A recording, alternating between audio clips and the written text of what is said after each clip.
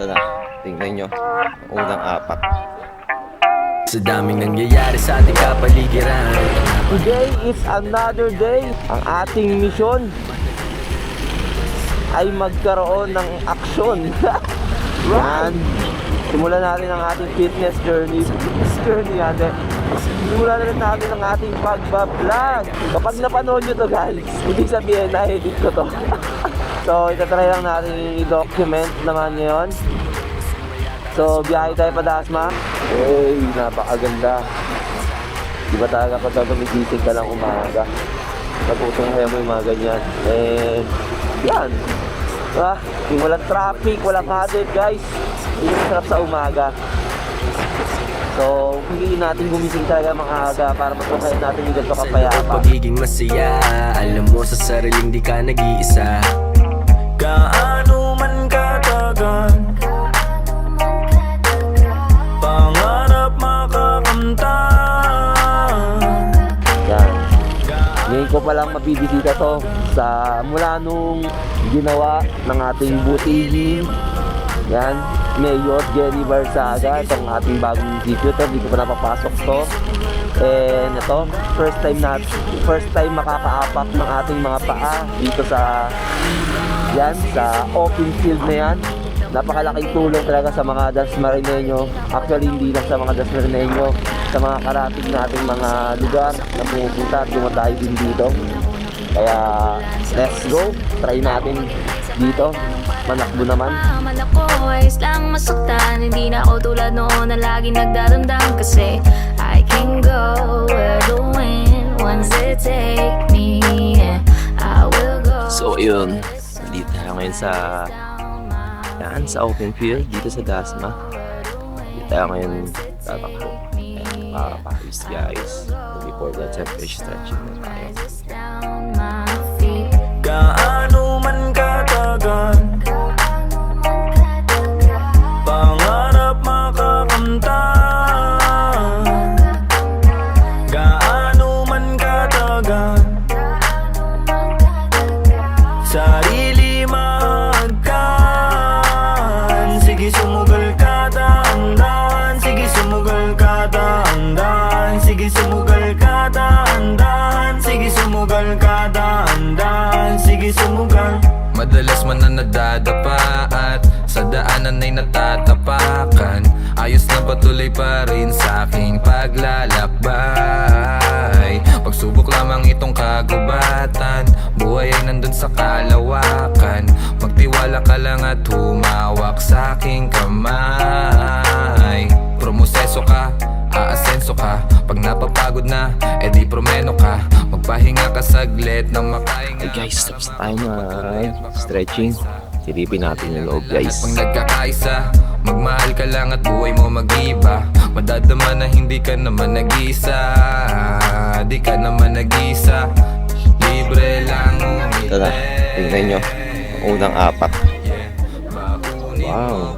Pangalawa, pangatlo. Ito ang unang apak natin dito sa arena. Yan, dami nag-ano dito, walking, jogging. Ang challenge na dito, wala tayong mapaglapagan ng mga ilang gamit natin. Ito. Wala siyang water station. Sa Vermosa may water station. So ayan, set ko lang yung takbuhan natin guys para malapit-lapit. So ayan, set lang natin guys. Itong smartwatch na to, hindi sa akin to. Sa misis ko to, yung akin nasira, yung pinaka-brace kulay black yan. Tingnan mo, kulay pink gamit ko. Ang galing diba? Siguro ka 5 kilometers tayo. Then regarding sa mga sub 30 ba yun, nasisabi nila Oliver. So yun, sinasabi nila, hindi ko pa alam, wala sila kayo at kasama ko sila at magbeber mo sa kami. Pero dahil tuloy pa rin tayo sa goal natin, try lang muna natin mga 500 meters walk lang muna tayo. Kailangan lang natin muna magpainit.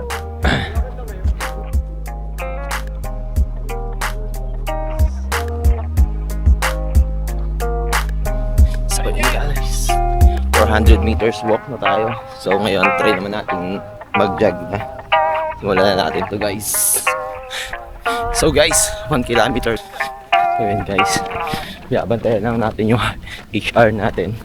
Naalala ko na yung sinabi ni Oliver, nila Jacob.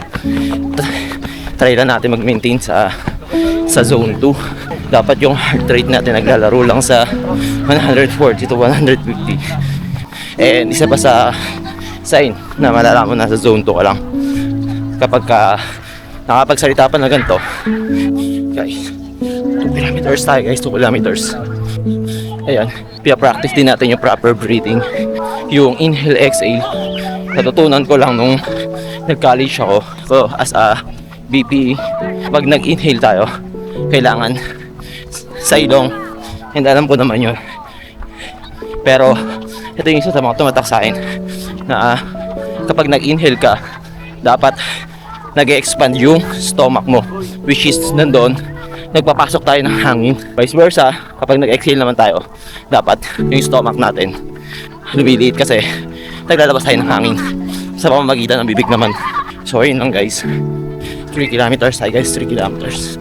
And sa mahigit or kulang-kulang 3 kilometro ko, ngayon pa lang ako ulit nag-walk. Medyo naging madali itong takbuhin kasi patag siya, unlike sa ginagawa natin sa Vermosa. Medyo may mga ahon doon, may mga makukunat na part doon. Kasi siguro part na rin siya kung bakit medyo naging madali sa atin yung unang 3 kilometro na non-stop yung pag-jog. Then maintain na naman tayo sa heart rate natin, 150. So, ayun lang. Paano nga ba tayo napasok sa running era? Dahil ba trend lang? Dahil naengganyo lang sa mga kakilala natin na tumatakbo din? Hindi. Ito yung pinaka nakita kong chance lang para magkaroon ng progress tayo. Kasi usually nagawa natin nasa editing cave lang tayo, office, ganyan. So wala naman time, siguro sa reason lang nasabi ko na walang time para makapag-exercise. Pero yun, ito yung pinaka nakita kong way na pwede ko magawa na maging active ulit physically. Kasi before talagang athletic tayo, we're playing basketball talaga nung kabataan pa. Then kaya salamat sa gantong opportunity na pwede pala and kaya. It's all about mindset, it's all about our will talaga. Kaya use our will sa tama, diba? Yung mga ganitong pagkakataon. Hindi naman talaga physically yun workout sa atin na exercise mentally, emotionally. Napag-isip tayo, nag-separate tayo pansamantala in 1 hour 30 minutes sa social media, di ba? And napag-isip tayo ng mas maayos and mas nurture natin yung emotion natin and mental natin, all aspects din. So okay guys, 4 kilometers, last 1 kilometer tayo para sa 5 kilometers. So far nakaka 29 minutes tayo. So yung goal natin na 30 minutes, 5 kilometers, medyo hindi na siya achievable. Doon pa rin tayo maglalan sa 35 minutes. But still, thankful and grateful na kinaya natin yun, di ba? Alright. So guys, 5 kilometers, 36 minutes din tayo pumatak. Still, thankful and grateful tayo. Dahil in 36 minutes, naka 5 kilometers tayo. So, kaya natin. Hindi natin kailangan magmadali. So, i-achieve natin siya ng daan-daan. I-achieve natin siya tama at ayos, diba? So, yun. Currently, tapusin ko lang tong lap na to. Kung saan ko nilagay yung gamit ko.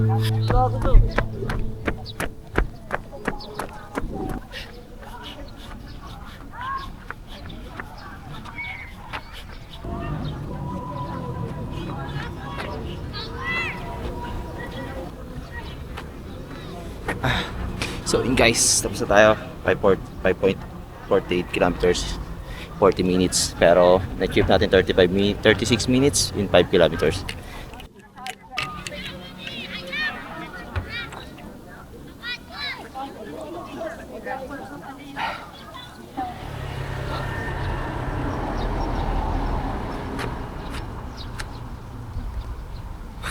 Yung pala kayo naiiwan kayo.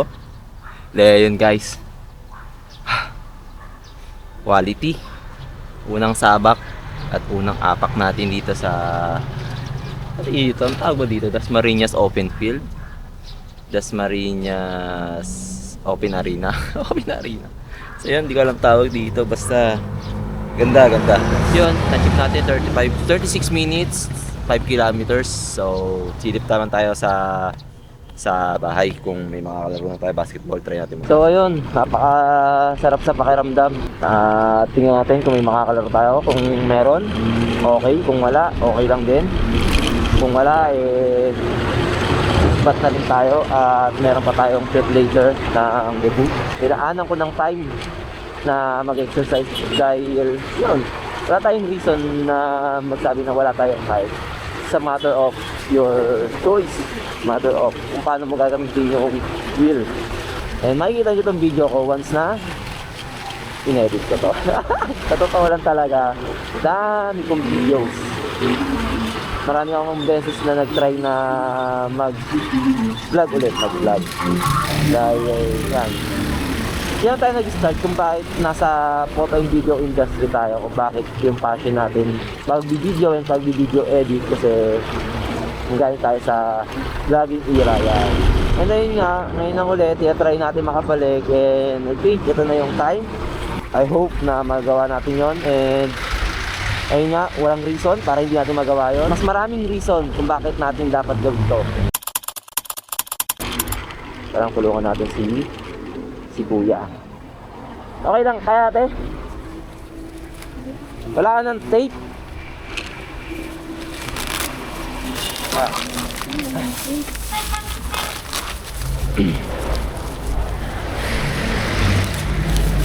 Wala ka ng extrang pang pantali. Diyan. Try natin, itabi natin muna ate.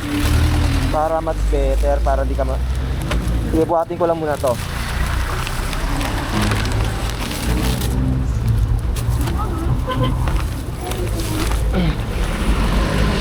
Putulin niya ate.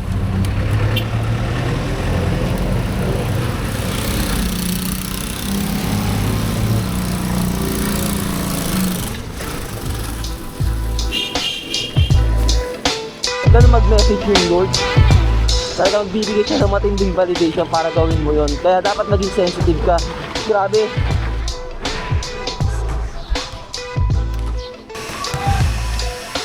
Hindi lang sa Ayala Mall. Kahanap kami ng short. Gawa ng kakashoot lang namin. Marami namang pera yung kasama ko. Yan o. Tapos guys, mamadali na siya o. Oo, ilang shoot lang to. Dalawang shoot, tas dalawang pagalit kay kay Mrs. Wala nga siya sapatos eh. May nakita sila doon na 50% off sa sa Bermosa. Kaya paalam na guys. Friendship goals daw kami. Obligado ka na mag-jogging ha. Bili-bili kayo ng sapatos, tas di nyo gagamitin. Guys, tatakbo tayo guys ha. Araw-araw ha. Pass.